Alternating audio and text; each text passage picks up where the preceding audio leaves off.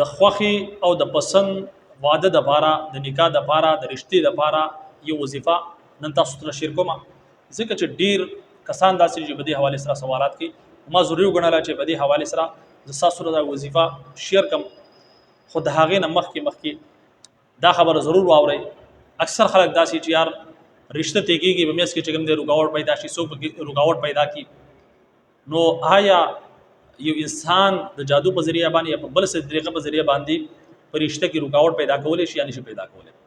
نو یاد وساتئ دا چې کوم خلک دا ذهن ساتي چې بای پاپ میس کې چې کوم د سکو رکاوټ پیدا کی دا یاد وساتئ چې ما تا بلکې موږ ټول مسلمانان او زمونږ دا ایمان دی په تقدیر باندې چې خور بوره تقدیر چې کوم دی خو بد تقدیر دا د الله رب عزت طرف دی الله رب العزت یو شی غواړي چې دا ځدی انسان لور کوم او پمینس کې یو انسان راولګي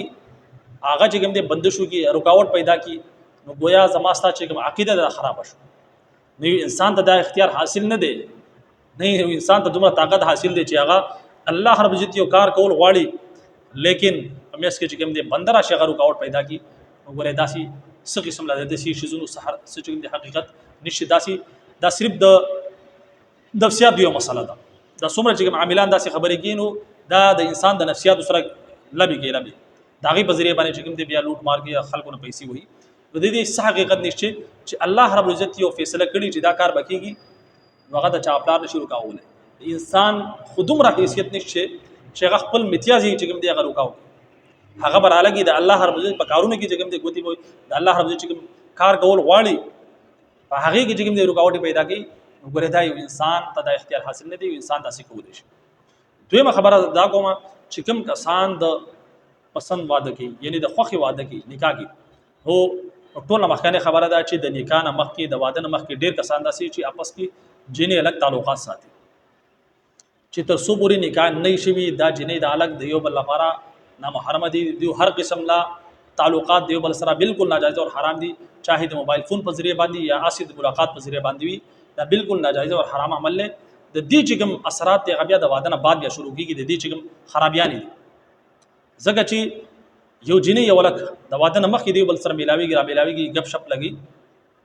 او مینا محبت کې هغه د واده نه پس چې کله نکاح وشي نو داغه خاونه چې کوم هغه بیا خپل بداغه خزانه شک چې دې خزي زما سره نکاح نو شو دې زما سره تعلقات سات زما سره به غب شپ لګو زما سره به مینا محبت کو زما سره به چې کوم دې تعلقات ساتو زما سره به ملاقات کو چې زما سره کوو دی به بل چا سره کو نو بیا د واده نه بعد بیا داسې شکوک او شبهات بیا پیدا شي او بیا چې کوم هغه رشتہ وي چې د کمی لپاره د وظیفې کې هغه کې بیا دراړونه پیدا شي نو یاد وساتئ د هغه د واده نه مخکې د نکاح نه مخکې شریعت د اجازه دی ورکړي چې تاسو واپس کې دی بل سره مینا محبت یو بل سره چې کوم دی ټوکې ټکاړې د یو بل سره چې کوم دی غب شپ په موبایل په ذریعہ باندې ملاقاتونو په ذریعہ باندې دا بالکل ناجایز او حرام دی د هغې نه علاوه چې کوم د پسند واده دي اکثر خلک چې کوم د پسند واده کې د خوخي واده کې پکار ده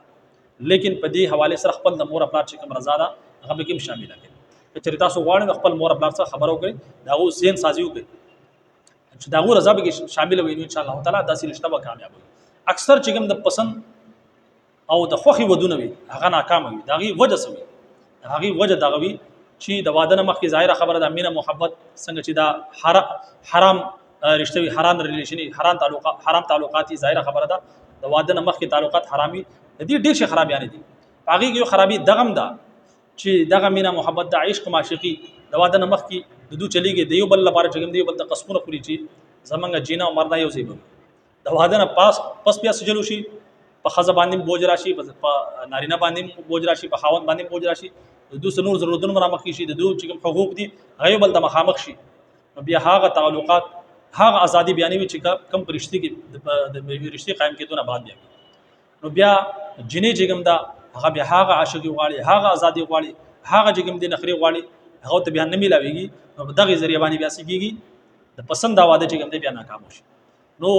د واده نه مخکې د ټول چې کوم قصور دی ټول چې کوم